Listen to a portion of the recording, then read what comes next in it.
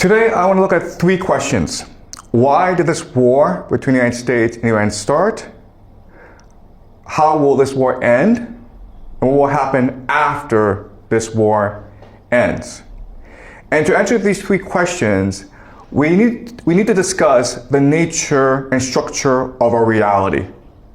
And the first thing you need to understand, which is very hard, is that our world is a hallucination. It's a collective fantasy, all right? So to understand this idea, let's look at Plato's allegory of the cave, okay? Plato's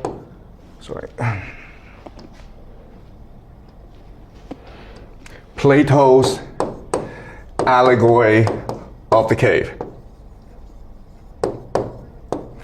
And so in this cave, we're deep inside the earth and it's dark. There's some light coming in, but not much.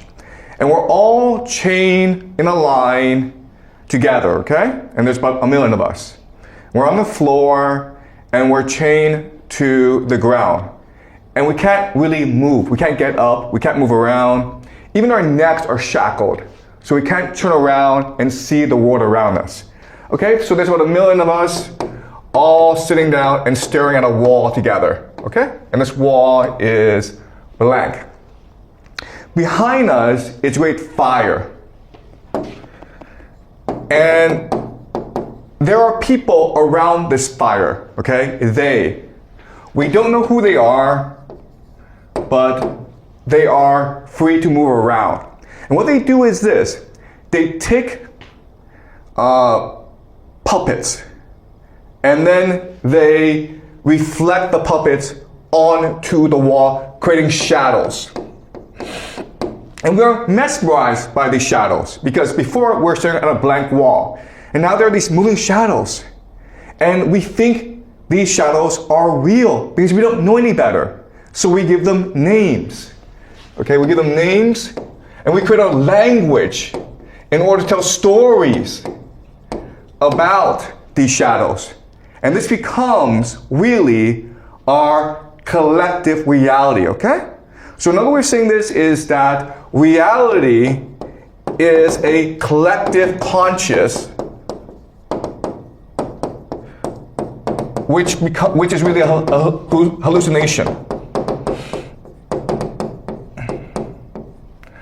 Okay? All right. So there are certain things about this reality that we need to keep in mind. Okay? So first of all, what's really important to understand is that what creates this reality is our conscious, our imagination, our perception. Not anyone else, us, okay? So in other words, the wealth in the society is our consciousness. The amount of thought we put into something. And so let me give you an example. Let's just say that I were to ask you to make a vase to sell on the marketplace, okay? While you're making this vase, if you are listening to music, if you are chatting with a friend, if you're not fully conscious and focused and attentive about making this vase, it won't be very good. But if you are completely focused on creating the most beautiful vase you can, and you're not distracted by anything, then this vase will be beautiful and therefore more valuable in the marketplace. Okay? So in other words, it is our conscious attention that creates wealth in this world. And it is really money or capital that extracts and stores our consciousness and turns it into wealth. All right? So that's a really important concept that most people don't understand, but you need to understand this if we are to understand the nature of reality itself. Okay, so that's the first thing you need to understand. This reality is structured to extract our consciousness in order to create wealth for the elite, for these people. Okay, and historically, there have been different mechanisms that you can use in order to extract and store wealth. All right, so you have maybe religion, okay? And so think of pyramids, right? Because pyramids in Egypt are able to focus your attention and motivate you to do certain actions, okay? To engage in religious worship. but really any temples. So that's one form of capital. Another form of capital, of course, is the idea of stories. Homer, right? Homer is the father of Greek civilization because he wrote the Iliad and the Odyssey, which is able to focus people's attention and drive them to great things. Then you, of course, in today's world, you have the Bible.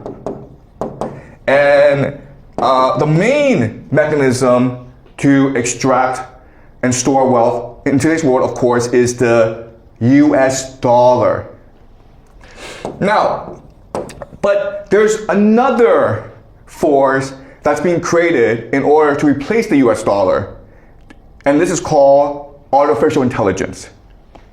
All right, so what we'll discuss later on is that there's actually a war going on for the soul of humanity, for the human consciousness between the US dollar, the old world order, and artificial intelligence, the new world order, okay? But I want you to keep this in mind. All right, so that's the first thing I want you to understand. Second thing that I need you to understand is that these people, we don't know who they are, okay? But what we do know is that they don't force us to do anything. There's not enough of them, okay? The way they maintain power is through manipulation and trickery and deception.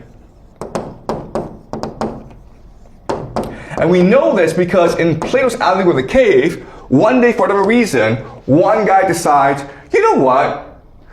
I feel as though this is not the real world. I feel as though there's something outside this cave. So he or she starts messing around with the chains and realizes, these aren't chains. These are just like ropes. I can just like get rid of them. And this chain around my neck, it's like a ribbon. I can snap it off. And he doesn't know why he does this, but he does this. He does do this. And when he does this, they don't even care. Like, whatever, man, do whatever you want. And so he releases himself. He's blind because he's been in the dark all his life, but somehow he recognizes that there's this light, okay, outside the cave. And he is compelled to this light. So he's walking, stumbling to this light. And again, they are like watching him. They're like, we don't care. Do whatever you want, man. They don't stop him. He goes out into the light. And now he's outside. And it's pure light, okay? He's left the cave. And at first he's in pain. And he struggles to reorientate himself to this new world, but then eventually he falls in love with this world. It's a beautiful world. And it's like for him, heaven. And he's like, oh my God, this is the real world. The cave is a fake world that we created ourselves. Let me go back there and tell everyone about the truth. And when he goes back, the elite, don't stop him. Like, whatever you want, man, do whatever you want, okay? So they who are in power, you think they have an army, you think they have magic, and you think that they're evil, but really all their power rests on our belief in their power, okay? They themselves don't have any power except to manipulate us. Okay, that's the second thing you need to understand. Now, the third thing you need to understand is that even though this is a fake world, people don't know this. They think it's real. In fact, they believe it is so real that they are willing to die for it. So that when this man who's seen heaven, who's seen the truth, who's come back to tell everyone, these chains that you have aren't real. We can break free and escape into the real world. If he dares to tell them this, together they will kill him. Okay, do you understand? So in other words, the reality is a hallucination. It's created by us, but we fall in love with it. We're so attached to it psychologically and emotionally that if anyone tells us it's fake, we kill them for it. Okay? So it's these three things I want you to keep in mind as we explore our world. Because our world is actually just Plato's cave. All right, so let me show you how. All right.